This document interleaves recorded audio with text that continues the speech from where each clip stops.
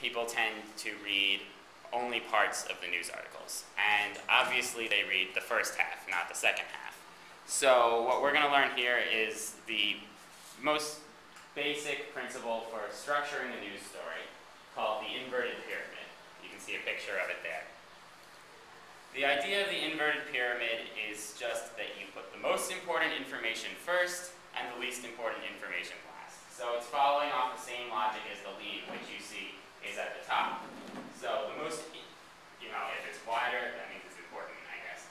So the most important information is going to go in the first sentence, so that even if someone's just scanning through the news and they only read that, they will have gotten the most important thing that they need to know.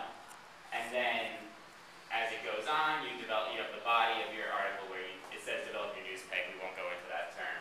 But this is where you bring in examples, evidence. It's information, interviews, overviews, references, where you really develop the story and build the story. And this is, a lot of the time, the body is where you give credibility to the story. So the lead, you might say what happened, and then in the body, you say how people know that it happened, or what people think about what happened, that kind of thing.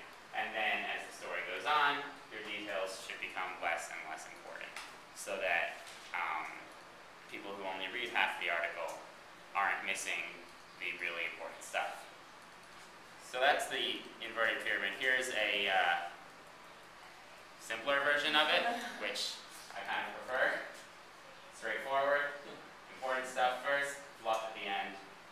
Though of course you should never be fluffing out news pieces, because just end it if you have nothing else to say.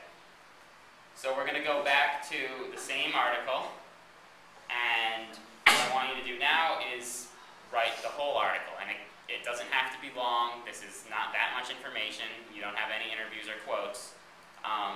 But just put most of the information in there and try to follow the inverted pyramid style, so that you're putting the most important stuff at the top, which you've already done with the lead. And then as you go on, add the stuff that's less and less important. And if you want to add a few things that aren't in there, that's fine. If Maria has 6 fingers on her left hand or something, whatever, you can put that. On the other hand, if there's information in there that you think is not interesting and not important, then feel free to just leave it out. So, once again, you can put them in the comments section when you're done. And if you have any questions, please ask.